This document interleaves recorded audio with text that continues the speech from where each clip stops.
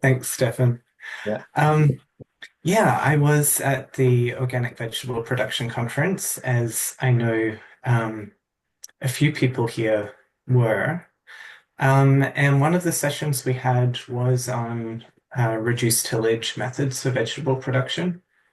That was a roundtable, and we had about 45 people turn up to that. And what I thought was really interesting was that it was kind of the inverse of the one we had 2 weeks ago, where most people who came were interested but not practicing reduced tillage methods. And quite a number of them had tried reduced tillage and been disappointed with the results. Um, so people were there because they were still hoping to make it work. Whereas this session that we had last week, the majority of people, uh, I asked for like a show of hands for who was using reduced tillage practices and were happy with them. And the majority of people in the room were happy with the practices that they had. They felt that they had a mature system. And there were very few who were saying like, well, I tried it and it didn't work out. And the other thing that I thought was really interesting is that a lot of people reported using methods that are very heavily dependent on cover crops and that involve using cover crop residue as a mulch in their following vegetable crop. So there are some folks that I want to follow up with. If you were at that session, and there are people that I didn't know everyone who was speaking. So if you were at that session and there were people sharing information that you thought was really interesting and would be good to feature, then please reach out to me and let me know who I should then reach out to.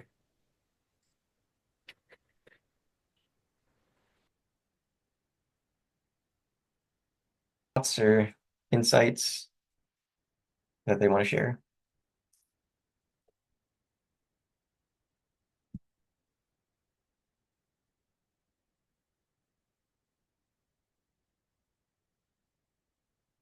Okay, we can jump right into the presentations. Um, so just a reminder, there are two more of these community meetings this winter, one in March and one in April. Today's meeting is focused on vegetable production in no-till terminated cover crops, and we've got three speakers with us. James DeDecker from Michigan State, Matt Van Grinsven from Northern Michigan, and Rue is also going to be presenting from UW-Madison. I don't know what order you all want to go in. James, do you want to kick us off or? Sure, happy to. Is that okay with you, Rue? Okay, great. Cool. And just to clarify, is 15 minutes still okay, or do we have less time than that? I think 15 minutes is good. I'll admit I haven't timed myself. Okay, Um, But yeah, I think that's good. And hopefully we can have some questions and we can always circle back to information on the slides if people have specific questions. great. Okay. Well, thank you for the opportunity to join you today. Um, I know that the work of this group, really through Rue especially, has been part of the inspiration for what Matt and I are doing. And so we're really happy to be able to share our work here in Michigan with this team. So we're going to be talking about a project that we have had going the last couple of years. And I'm from Michigan State University. As you heard, Matt is with Northern Michigan University. So we work pretty closely here in the Central Upper Peninsula. And we also had a farm involved in this project, Full Plate Farm. Laura Brocious is the owner and operator there. Unfortunately, she's not joining us today, but we'll talk a bit about her system as part of the inspiration and one of the locations for this project as well. And I should say funding for this came from both Organic Valley and a funding source called the Doug and Maria Bayer New Initiatives Fund for Sustainable Agriculture, which is internal at MSU.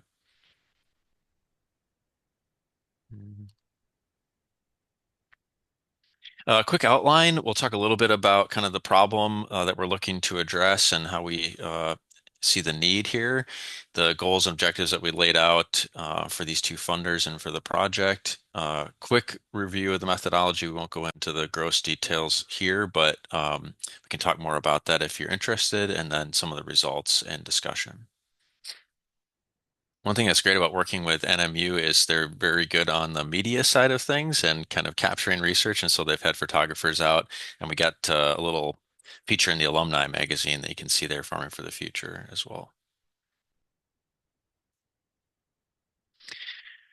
So I think this group is probably well aware of some of the motivations for this type of research. One of the things is that I think as we talk about regenerative agriculture, sustainable agriculture, organic often kind of has this chip on their shoulder about tillage, right? So they in some ways are doing, quote unquote, everything right except the intensive tillage that's required to manage weeds, incorporate amendments, and just deal with some of these challenges within the organic context. However, we have really interesting innovation happening, especially on farms. And the thing that really excites us is on the tarping side of things. So, people have been looking at how we reduce tillage intensity in organic for a while. And as Rue mentioned, a lot of the strategies have focused on cover crops, managing cover crop residue, things like rolling and crimping. What's really seeming to take off, though, recently is tarping, especially on small, diversified, direct market type vegetable farms. And so people are innovating this practice. They're having a lot of, I think, what seem to be positive outcomes relative to some of the cover crop based strategies, as was maybe highlighted there at the Organic Vegetable Conference. But what's interesting to us as researchers is there isn't a lot of work that's been done to sort of quantify this situation, right? And measure the effects of some of these practices. Maybe more so in some areas than others, but I think it really is this need to reduce soil disturbance within organic and then kind of following up on the farmer innovation that's happening to try to quantify the outcomes and make targeted data-driven recommendations to other farmers that are looking to reduce tillage is really where we're coming from. This is a quick look at Full Plate Farm, and I think the thing that stands out here that I want to communicate is Laura's been doing a bunch of these things already, and I think it points to what I just stated about farmer innovation that's happening in this space and some of the success that farmers are having, really kind of getting out ahead of where the research seems to be. So Laura has done a little bit of all of these things at one time or another. So she's working on this relatively small scale, pretty much all hand labor, very little to no mechanization. And I would say even less mechanization now that she's reducing tillage. So she's doing some tarping, both with plastic and with woven landscape fabric. She has a permanent bed system. She's doing deep compost mulch. She's doing even crimping of cover crops manually in some cases. And so her interest was really in trying to understand a little bit more from a detailed perspective because she's also a scientist, wanting to quantify what's happening there. So you can see the quote from her there. Sorry, it's a little bit garbled looking, but ideally, quantitative assessment of the observed changes in soil health and crop vigor will guide future action. So she's seeing the outcomes. She wants to put the numbers to it and really understand. And maybe there's things that she's not observing that are important for us to note. So we put in a couple of grant proposals to Organic Valley and to the Bayer Initiative with the goal of looking at these practices really from a holistic perspective. And so we have multiple different treatments that we're implementing. So conventional tillage, strip tillage, rolling and crimping, and occultation using two different materials, the woven landscape fabric and the poly. And we're trying to understand them from multiple different perspectives in terms of what's happening with soil health and fertility, what's happening with greenhouse gas emissions and related climate resiliency. How effective are they at terminating cover crops and managing weeds from a pretty basic technical perspective? And then we even were able to follow them up with two different model vegetable crops, beets and cabbage, to understand what the outcomes might mean for crop productivity and quality. And then ultimately, we want to put together practical resources and recommendations for farmers. A quick look at our methodology. So, one thing that's a little bit different about our work is that we started with a spring-seeded pea and oat cover crop. A lot of this work has been done in cereal rye, and I think for good reason. After trying it in peas and oats, some of these treatments don't work so well in that spring cover crop. But we broadcast seeded the peas and oats in the spring. We terminated them on July 8th, and we left the tarps in place till August 1st. And then we retilled and transplanted, I should say we retilled the tilled treatments and transplanted beets and cabbage into all of those plots. And then we came back and harvested on September 20th. And we monitored a lot of different things throughout the growing season at various intervals, but we did cover crop and weed counts and biomass at several different points throughout the season. We did pre and post termination soil sampling for soil health and fertility metrics. We monitored soil moisture and temperature continuously throughout the year with sensors. And then we came back looking at greenhouse gas emissions during and after the termination period with the LICOR continuous flow chambers. And that frequency change, we started out like every day for the first few weeks and then came back and reduced that frequency as we kind of went later in the season. And you can see a picture of what the treatments looked like and where we're located there in the central UP. In terms of treatment efficacy, really everything worked quite well to terminate the peas and oats. The one uh, exception to that was really the rolling and crimping. So despite going over it twice with a commercial roll and crimper, the oats especially just did not respond well to rolling and crimping. They survived, they regrew, they tillered, and that was a bit of a failure. The other thing that we had issue was of course flushing, especially of broadleaf weeds after tillage, kind of normal to be expected. We retilled those treatments after the tarping period, the tilled treatments to address those weeds that flush after tillage. And maybe the one thing that's kind of artificial about our timeline is the fact that, if you till, you'd plant right into that, right? Or shortly thereafter, normally. We waited until the tarping was done to do all of the transplanting. So we had sort of artificial rest period, as it were, as it was for the tilled treatments. But in general, everything was really effective at reducing both cover crop and weed biomass, aside from rolling and crimping. I'm going. Oh, I've got critical weed free period before I turn it over to Matt here. In terms of weeds, so here you're looking at weeds in terms of biomass in tons per acre at two different timings. One is kind of what we're calling the end of the critical weed free period on August 28th, and then at harvest time, so after the cropping cycle on September 23rd. And then down below on the right, you can see kind of a generalized picture of what weed pressure looked like in these different treatments.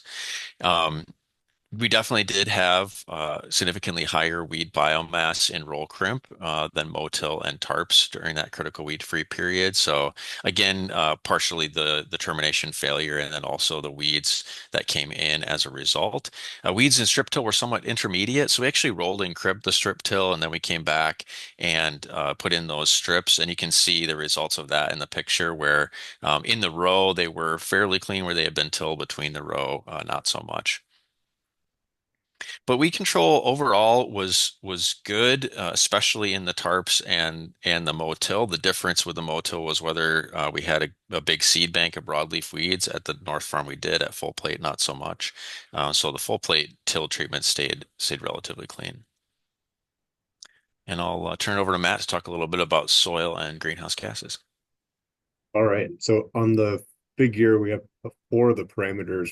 We kind of have 8 or 10 total. So this is just kind of a small snapshot of all the different soil fertility and health metrics. But upper left is inorganic nitrogen. So we took a pre-treatment soil sample, a composited sample on all of these plots. You can see kind of like baseline, but then the response. So 3 weeks later, we came back and resampled in all of these plots. So all showing a response of inorganic nitrogen, but numerically the largest responses were in both of the tarping treatments. But I guess statistically or scientifically, all the motil and the two tarps, woven and poly, had the biggest responses, and they weren't statistically different from one another, which for a logistical kind of, if tarping is worth it just for inorganic nitrogen or not, just that kind of perspective. But there was kind of the reverse, if you will. The roll and crimp kind of seemed to perhaps lock it up, and that was likely some kind of microbial competition and or just kind of delayed degradation of that material. That tarping really did. I mean, it was just like crispy and fried, obviously. So 3 weeks of very high temperatures, it had, really effectively converted that crop and soil nitrogen residues from organic to inorganic form. So that was a pretty major kind of outcome, really, was this response of inorganic nitrogen.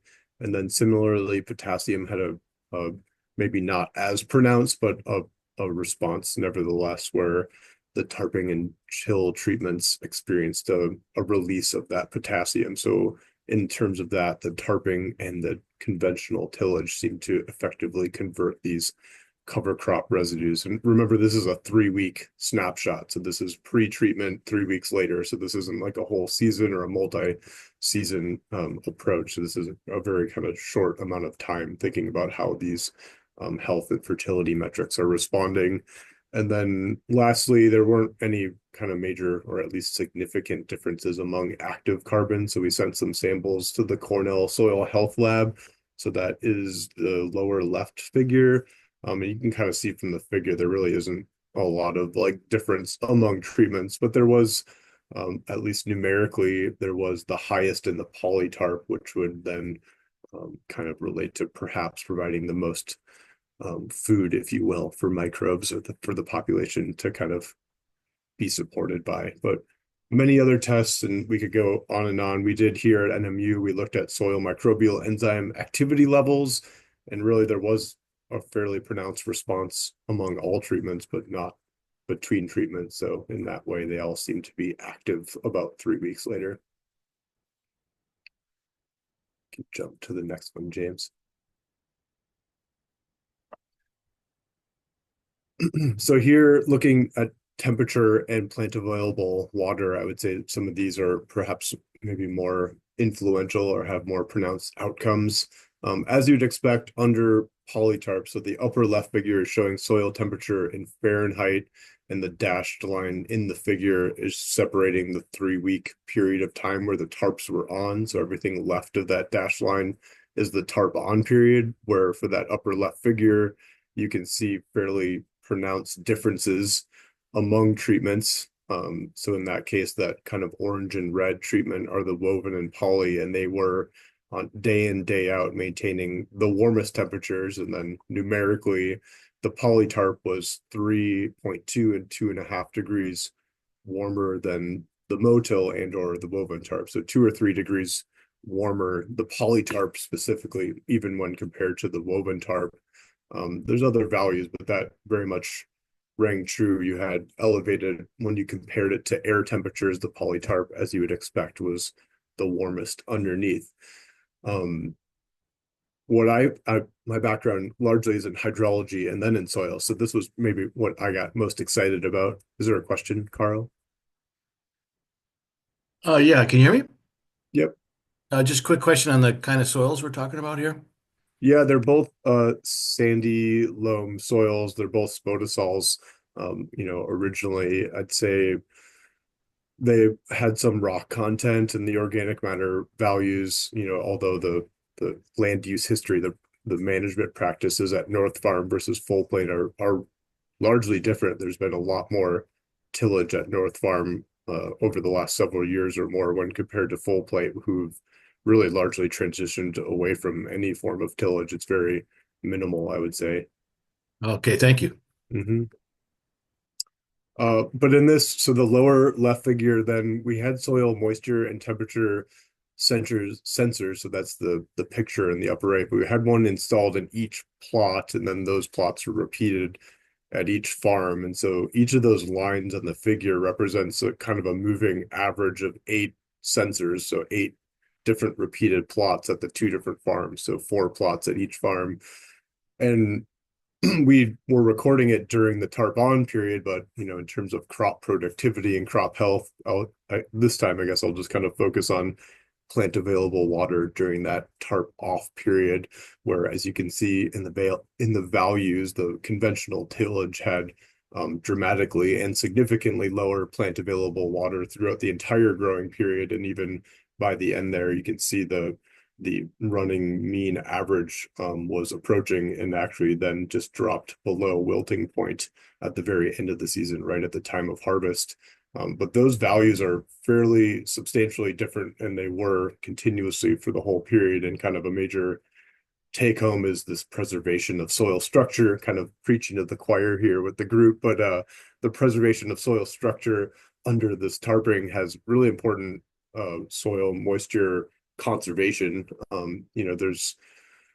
You could talk more about climate resilience in the terms of extreme weather events, and this data isn't necessarily talking about that, but I think in terms of soil moisture conservation, both of the tarping treatments had very pronounced responses.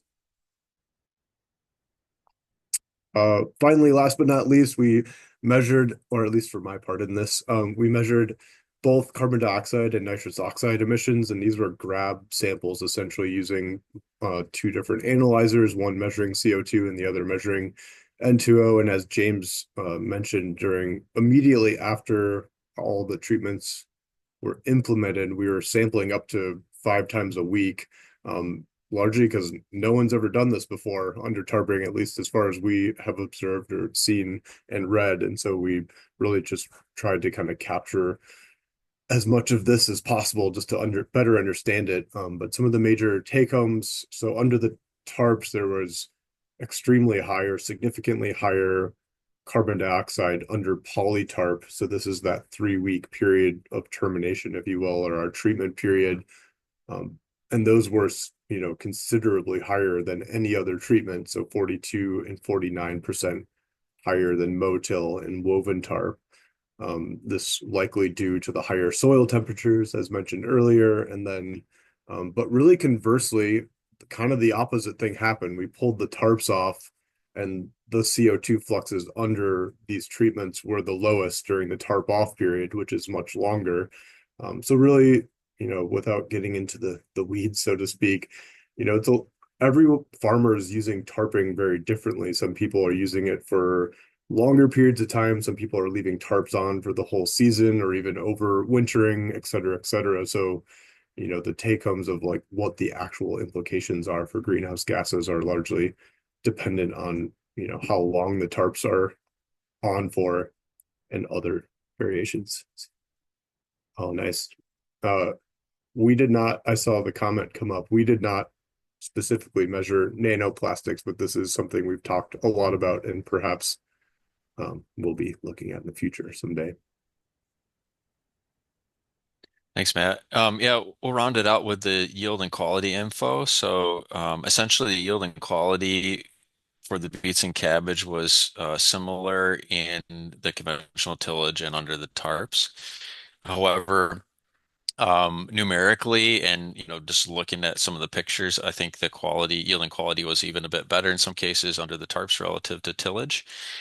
Beets suffered more than cabbage under increased weed pressure for roll crimp and strip till. And then, it's not just what you're seeing here in terms of yield, but, what was driving it. And I think the data that Matt showed in terms of soil temperature, moisture, nutrient availability was quite evident in the final product. So from a farmer's perspective, like this year in our North Farm system, I'm figuring out how I can implement tarps for some of these late season storage crops because it was that good from a grower perspective. So to wrap it up, I think that most of the outcomes related to cover crop termination, weed control, nutrient cycling, crop performance were enhanced under tarps, equivalent to or even in some cases better than conventional tillage. So I think that's an opportunity for growers that they're readily beginning to understand and taking advantage of. And a lot of that seems to be related to what we saw with plant available water and nutrient cycling that's happening. Things that would normally be driven by disturbance that are instead being driven by temperature under the tarps. And of course, it's not applicable to every situation. It takes time. There's a scale limit, I think, for tarping, and then other potential challenges: greenhouse gas emissions, plastic waste, microplastics, embodied carbon and greenhouse gas emissions in the materials themselves are another factor for sure. Spring oats and peas were not the one for rolling and crimping, I would say. Cereal rye, other crops might work better. The soil temperature differences under tarps could be a benefit or a risk depending on where you're at and what the need is. And then there's other, limitations to tarps like perennial weeds, perhaps that don't respond as well as some of the annuals we were working with. So I'll leave it at that. And maybe we should let Rue present, and then if there's any time at the end, we're happy to grab any questions. Thank you. Thanks. I actually would prefer to open it up for questions. I am not too concerned about whether I get to present today or not. I can present another time. And there was just a lot of really detailed information in there, so I want to give people the chance to dig into that. If there are questions, chime in.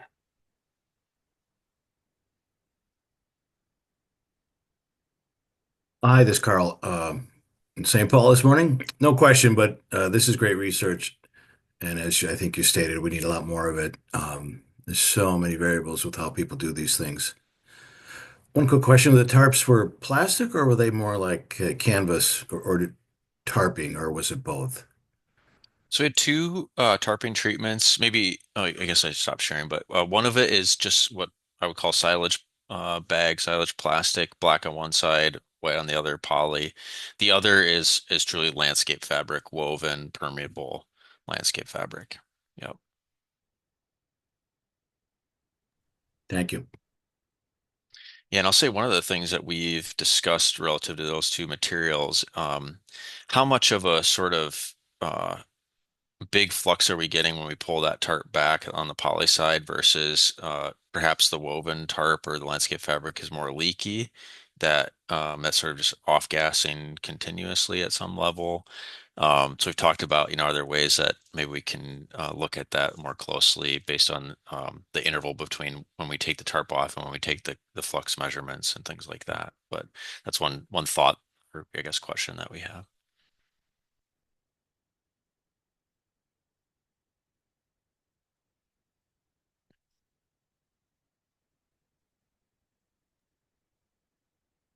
Question about the silage tarps.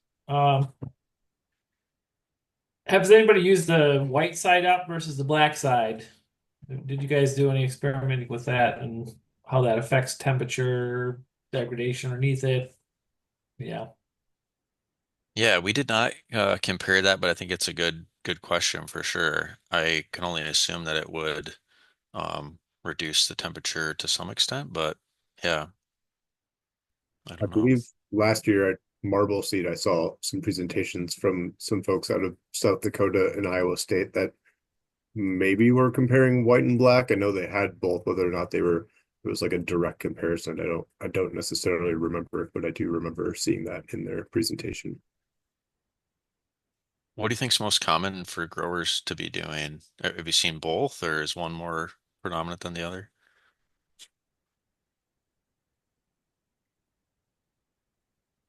Are you asking me?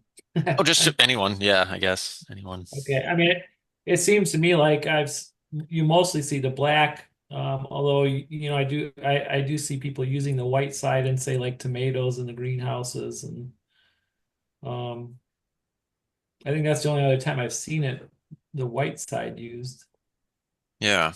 I've Yeah. seen it both ways Yeah. in some of the farms I've been at, and it seemed to be more of, how large of a space it was and how unwieldy some of these tarps are when they get so large, that maybe it was just easier to have the white side up. But these were also farms that would have them on for months to, you know, kill things Yeah. off.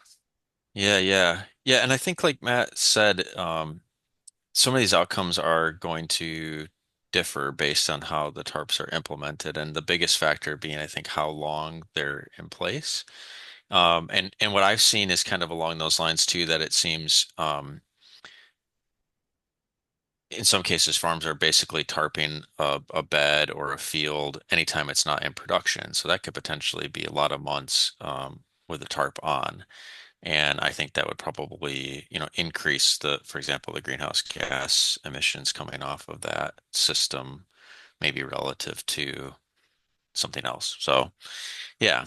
Um, very interesting. And you know the white black thing, it's like, so could we reduce the temperature with the white up? Yeah, probably. But I think also you probably would increase the amount of time that it takes to achieve your objectives. If the goal, say, is to terminate the cover crop, or maybe the goal is to mineralize a certain amount of nitrogen for the subsequent crop, I think you're just going to slow that down. So I don't know if it would really be a relative advantage to do it that, but I don't know for sure.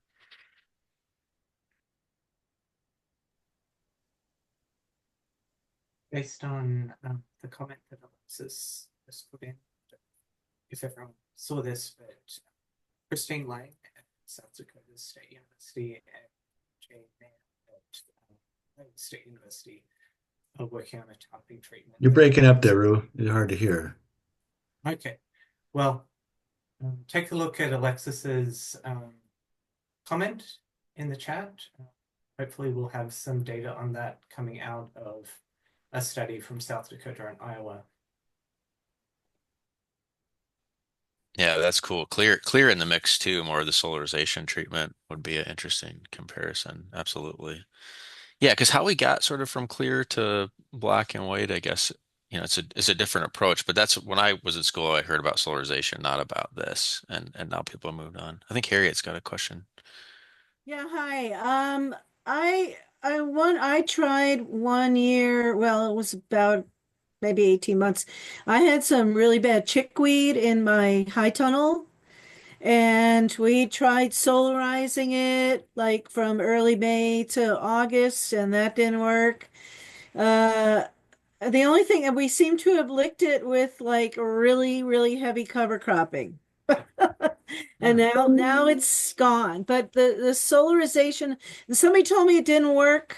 I did moisten it and then covered it. And we put down rebar around the edges so it would stay tight, but they thought it just wasn't tight enough.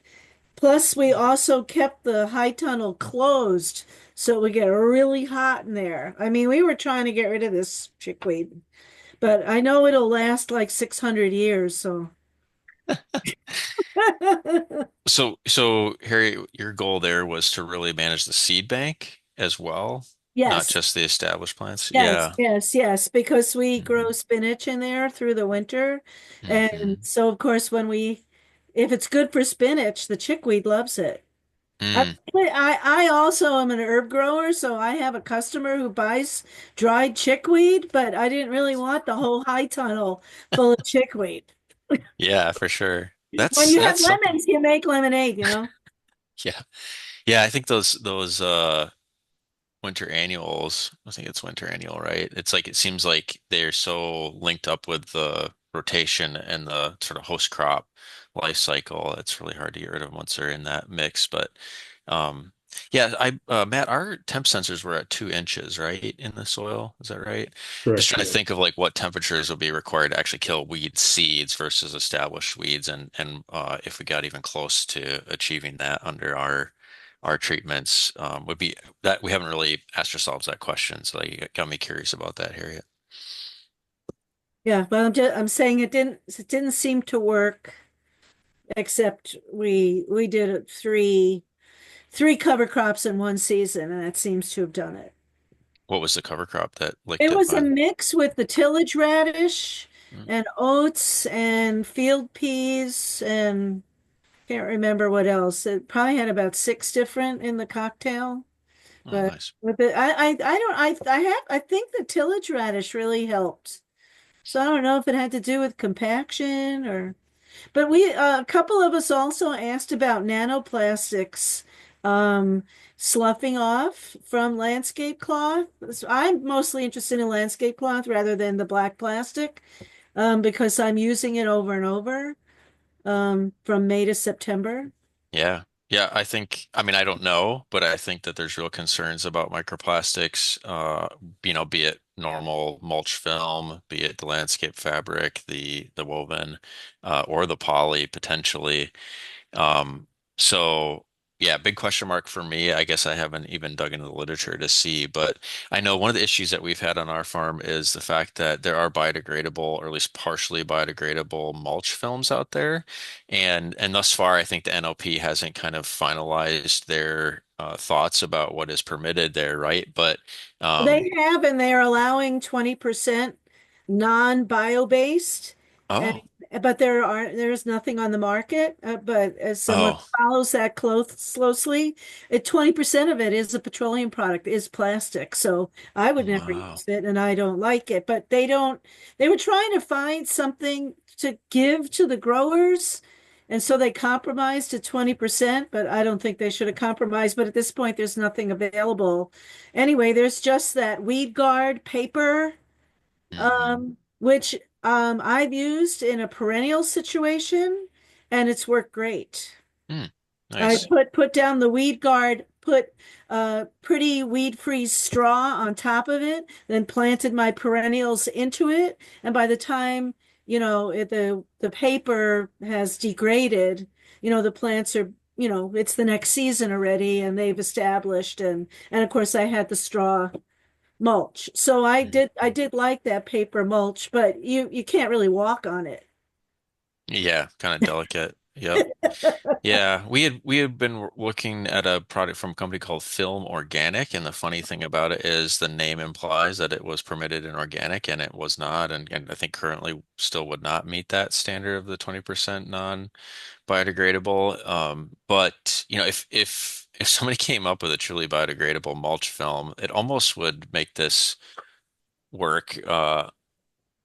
It would be less important to me because I could use my standard mulch layer. I could put out, quote unquote, plastic mulch and be done with it. But in a permanent bed system, in a no-till system, I think there maybe would still would be places for this type of work or I technology. think 2 years ago at the vegetable production conference, people brought soil samples and they were tested for microplastics. Is that right? But I never saw any result, like what percentage of the soils they tested had microplastics. Did anybody know the answer to that?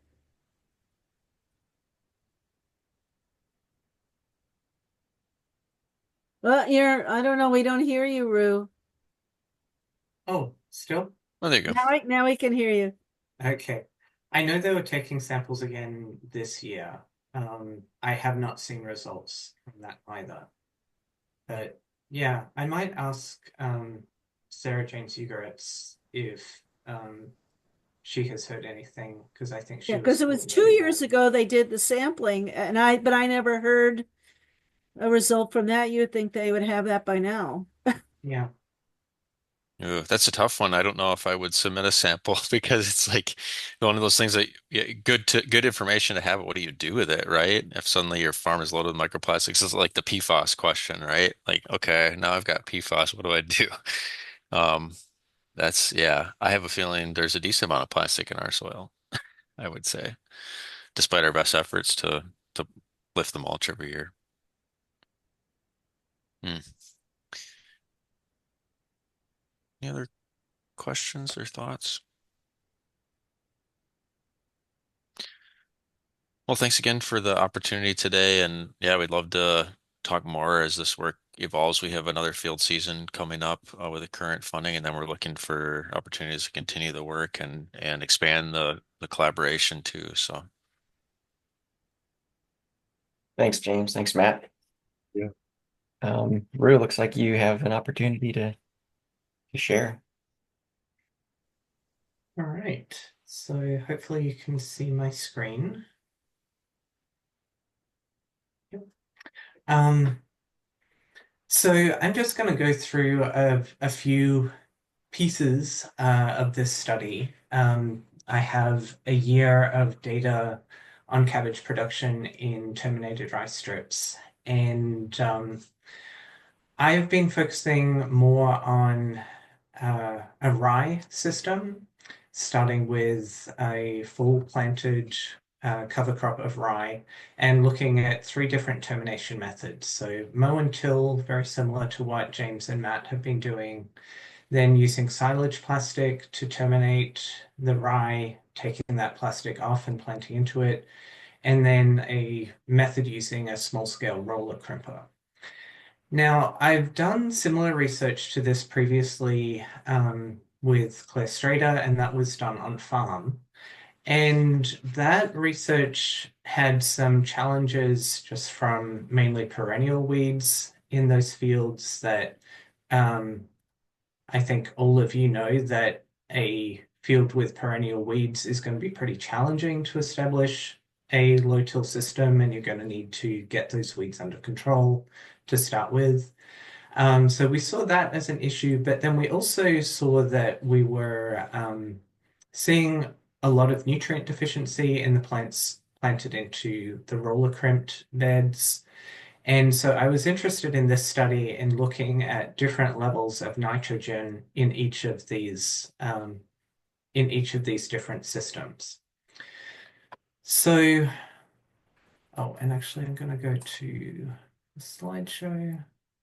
I should say also that this is a study that's being funded by North Central SARE. So here's a picture of what our field looked like in spring this year. You can see, or maybe I'll go over it. So you can see the silage tarps over here. We had 3-foot beds that were covered with silage tarp. We had a walkway in between the beds. So this is actually a walkway that I was hoping to leave just with roller crimped rye on it. Then this is the area that we mowed and tilled. Then we have another walkway, the area that we roller crimped. Of course, this whole area is roller crimped, but these were going to be walkways, a bed here and another walkway here. And then you can see a tilled area here. So I say that we were hoping to leave these as walkways, but as you will see, that is not what happened. I just have the dates up here so you get an idea. We started working in the field in late May. So we mowed the areas that then got tilled twice. Also in late May, we put on that silage plastic and we left that on for about 3 weeks. And towards the end of May, which is about 2 weeks earlier than it used to be, we had rye anthesis, and so that's when we crimped the rye. We planted in late June and harvested in late September. So getting back to this, you can, if you have a keen eye, maybe it's just that I already know that there's some shepherd's purse in here, but I'm showing this picture because this picture up here of the roller crimped plots, this is from a couple of years ago, and this is what I was hoping for. This is a trial that I did looking just at weed suppression of different termination methods using rye. And that year, the roller crimping just did a beautiful job. The next year, it did a beautiful job, which was largely because we were dealing mainly with broadleaf annual weeds in that field. And then we come to the experience we had this spring, and I got to experience a whole nother side of what can happen when you are trying to work with a system that depends on being able to terminate rye and have that suppress your weeds.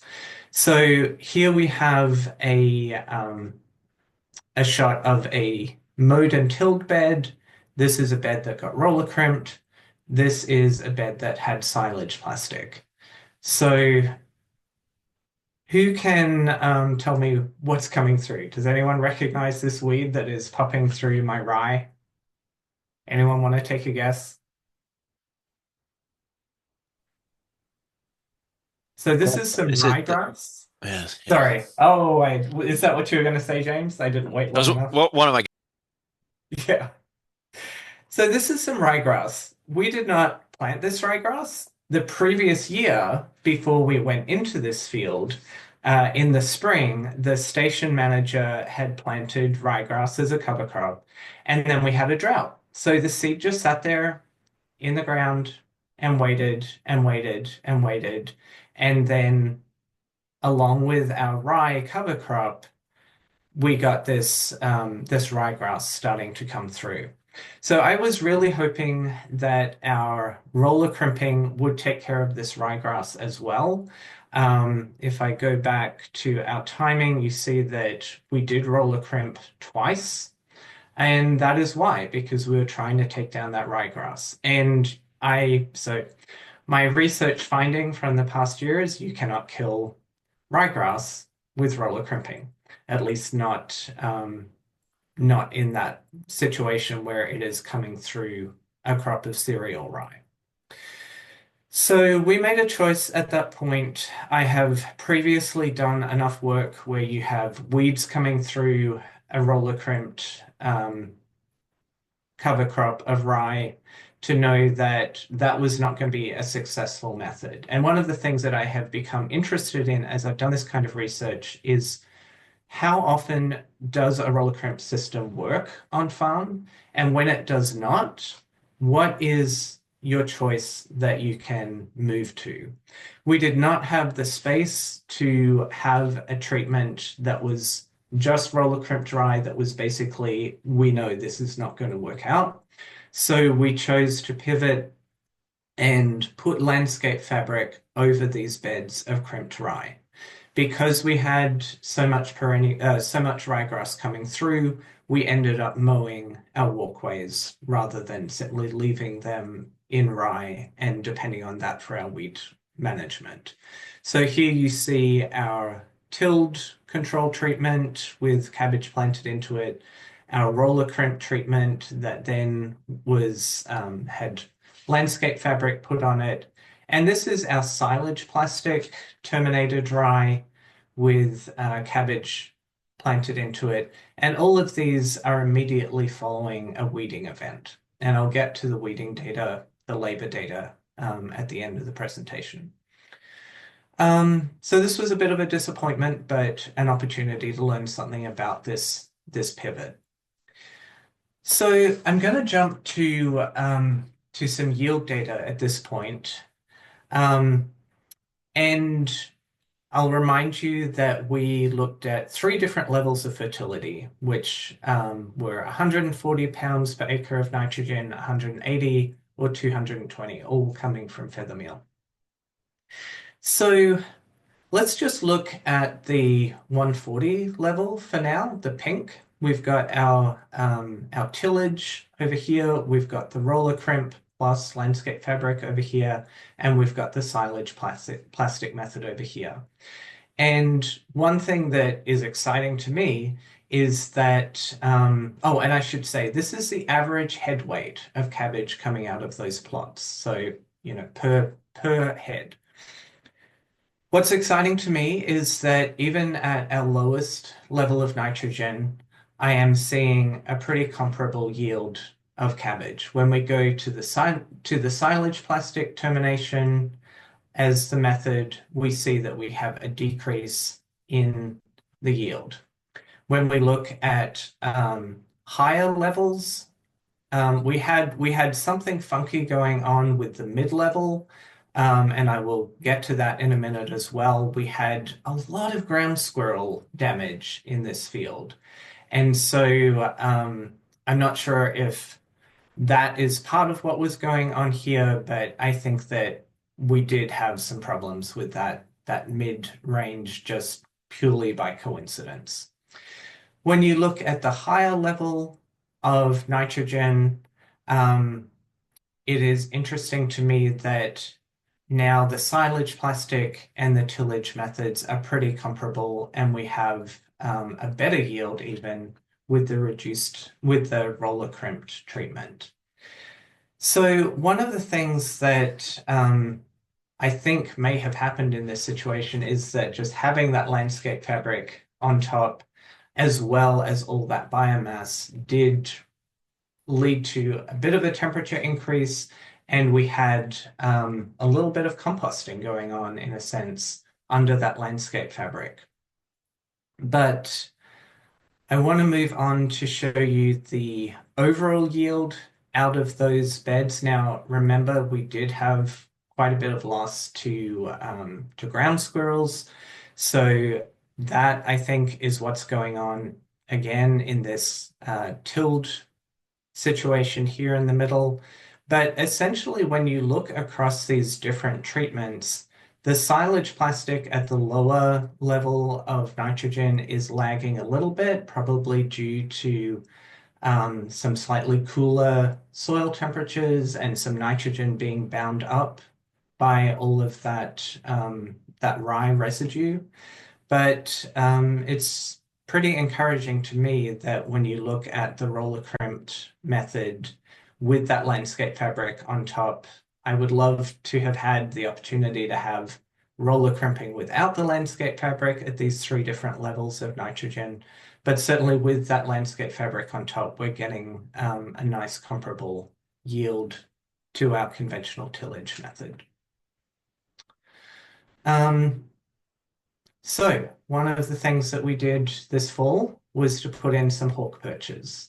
I am curious to know how many of you have dealt with rodent issues and problems in your reduced tillage systems.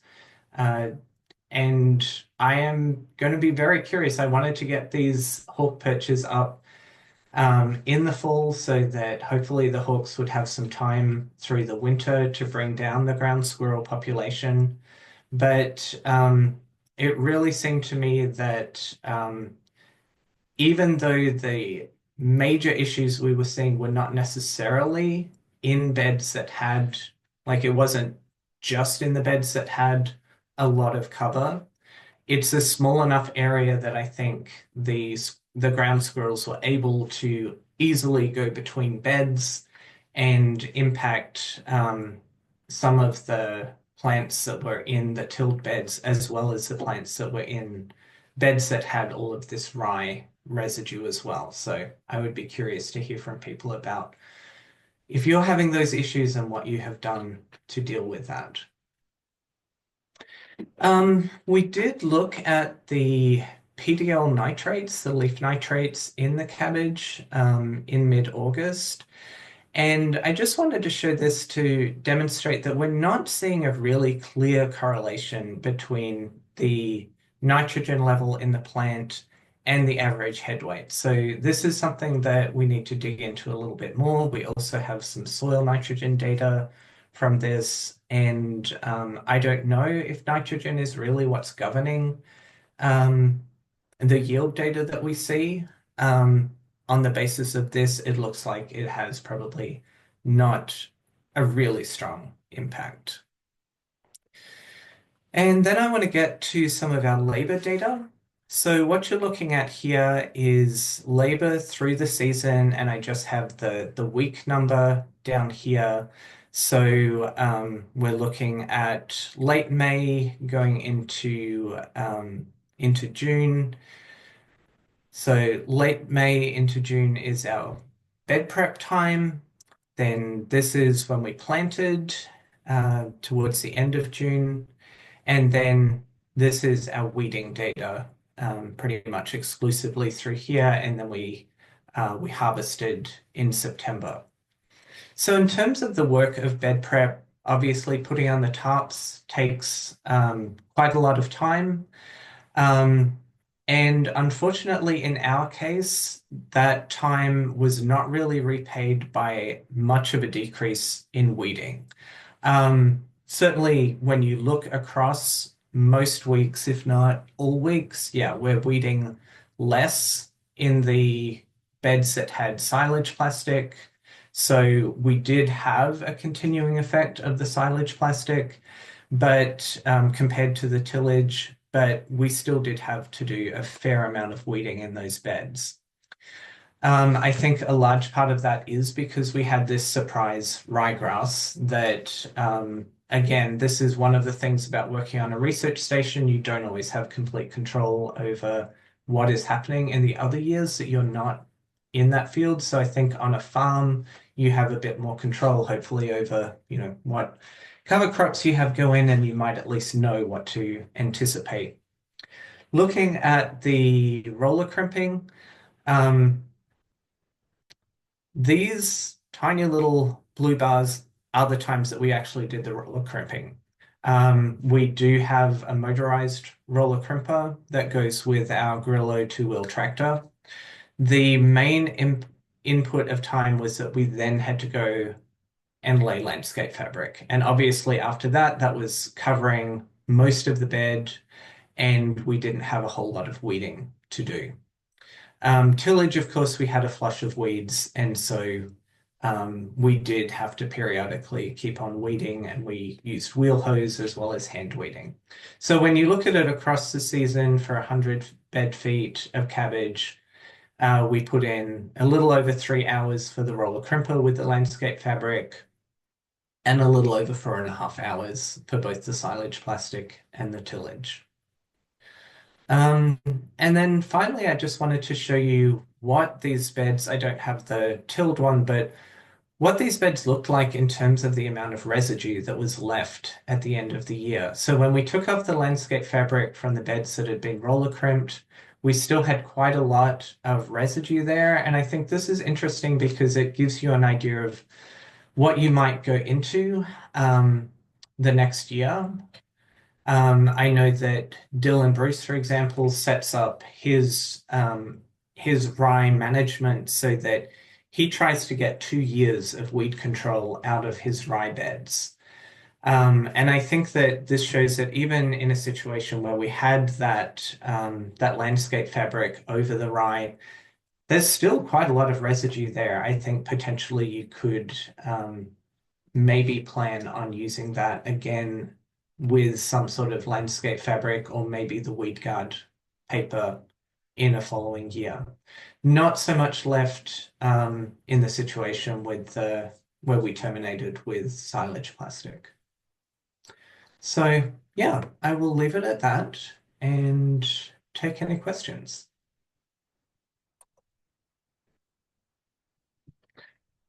Oh, now I can see some of the questions. Sandy, pocket gophers. Yes, 25% of the crop. We were replanting, and I kept track of the dates of replanting, and have a better idea now of how long it is worth replanting.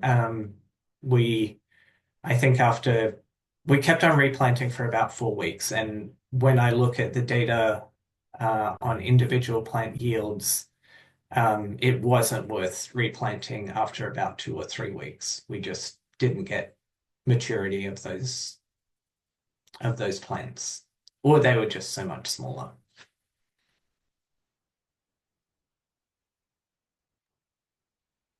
Yeah, I threw a question in the chat as well, Rue. In the context of the research, one of the things that I wondered about is how small can we go on the tarps and still have them both achieve their objective, just be, effective, but also representative as far as the research and the measurements that we're taking. And I think that also depends on how they're held down. The first year we used sandbags. The second year we used pipe, like conduit from an old high tunnel. And I think that we got a lot better seal the second year. Our plots were smaller, but they seemed to not have the same edge effect. Whereas if they're a bit loose and flappy with sandbags or whatever, not like some sort of continuous weight on the edge, that there's more edge effect issues. Yeah, I think a lot of the relevance really depends on how farmers are going to use this. And this, again, I'm curious to hear from people about whether you would use the tarp. I deliberately set up the research that I was doing for a semi-permanent bed system with walkways in between. But that is not necessarily how everyone's using tarps. So I think there is a place for tarps in that kind of system in which you might be managing a walkway separately to a bed. But people are also using tarps quite a lot on more of a small field, in a small field setting. So are there any farmers on who want to talk about, like, would you how would you like decide between those two options? Would you use a tarp in a semi-permanent bed situation.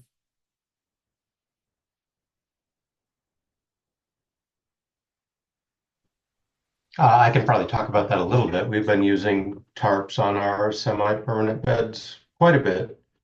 We use those for suppressing weeds and planting long season crops like peppers and kale and things like that into it. It works quite well. We use 6 foot wide tarps so they go over a 4 foot bed and into the walkway, and then just drive over top of them or walk over top of them as we need to. But for terminating crops, we usually use a wider tarp, not much less than 8 feet wide at a time and up to like 30 feet wide. So I don't know if there's an effect of having a lot of edge when you're trying to terminate a crop, if there is a lot of edge effect to that or not. Did you see that, Rue?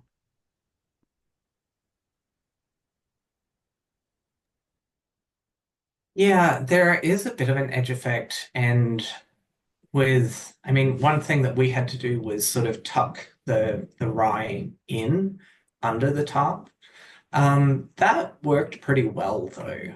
Um, I think probably I would either modify, like thinking about the crimper, I would modify that, or I would just not use it in that bed setting. But I think for the silage tarps, you sort of, as you're knocking down the rye, whether you're using, like we used the flail mower with the PTO disengaged, um, just to have something to run it down. It does tend to splay out when you do that, but it also splays out when you use the roller crimper. So I think we just sort of got into this pattern of you can tuck it under, and we were using plastic spikes to hold down the silage tarp. That worked pretty well.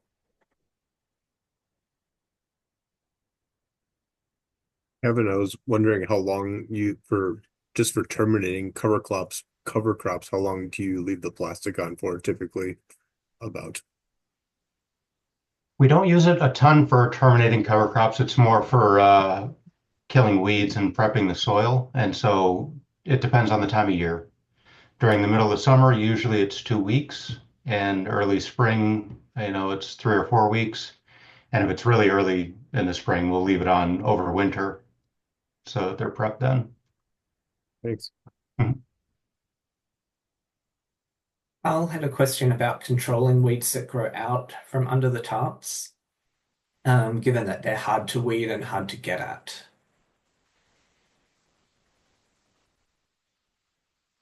And I can just speak to what we did. We were already doing some hand weeding, and really it did not take us a whole lot of time. Maybe the fact that we had some roots in the ground and the residue from the rye that we were mowing, maybe that was doing enough to suppress weeds that we didn't really see that as a huge problem.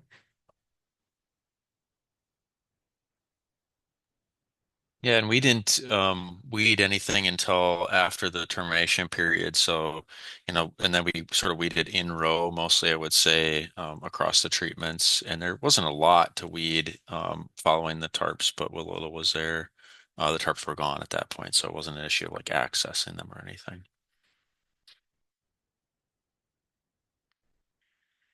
One thing that stands out to me, Rue, is I'm not seeing the N dynamics in your data as much as in ours. And so it has me questioning why that is, and if it's the fact that we had a P and O cover crop and a lot of that immediately available N is being uh, cycled through the P's, and that's kind of where we're getting our boost, or maybe sort of inherent soil differences, organic matter levels and how much organic N is in the soil independent of the cover crop. But I was really surprised, I guess, especially in the roll crimp, and it's a little bit hard maybe to discern between the roll crimp plus tarp, but um, not seeing the major limitation of N tie up or just limited N mineralization apparently in the roll crimp that I would maybe expect to be mitigated by your higher end rate treatments. So yeah, it's got kind of my head spinning a little bit or wheels turning on. How much was it the peas? How much is soil, or maybe even time of year for that matter, because the temperature differences, the timing that you're terminating early in the rye versus our relatively late termination timeline in the peas and oats is totally different temperature situation outside. So yeah, that really stood out to me.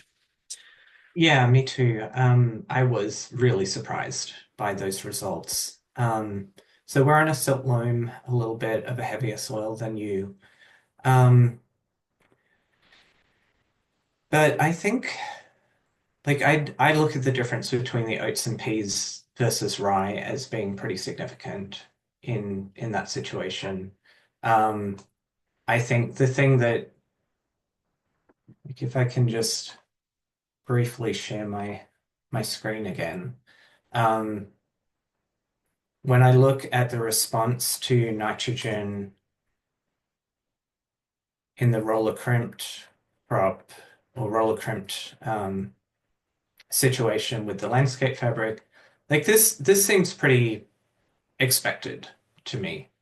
You do see a yield bump from the additional nitrogen and it plateaus. Um, this also makes reasonable sense to me. I don't think this decline, I haven't actually I haven't tested it, but this doesn't look like it's going to be significant to me.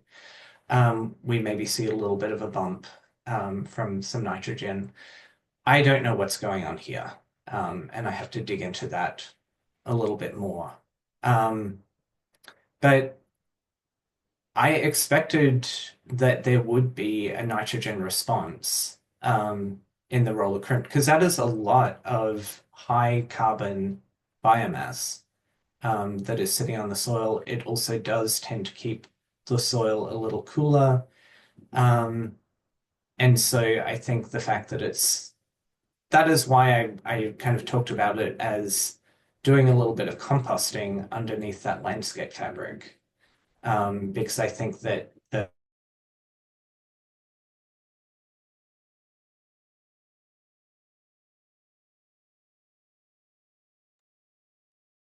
Rue, your audio went out again. We can't hear you.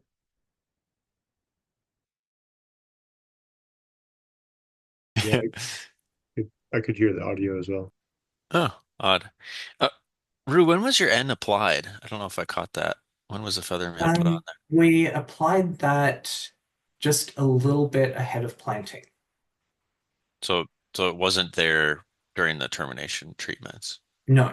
Yeah. And that's also something that I've been curious about is whether our timing of nitrogen in managing these rye cover crops might be something that we can play with, even to the extent of applying some of that nitrogen in the fall Mm. when the rye is planted. That would boost the amount of biomass that you can get. I think its biggest impact would be on boosting the amount of biomass that you would get. I don't think it would change the long-term carbon to nitrogen ratio of that rye. Um, but in terms of weed suppression, you need a lot of biomass regardless. So I think that would be helpful. Yeah. Yeah, we did the same, just like sort of pre-plant application, but that's an interesting point. Yeah, maybe even like a spring, like at termination application would, I don't know, hasten breakdown or availability, but yeah, that's a good thought.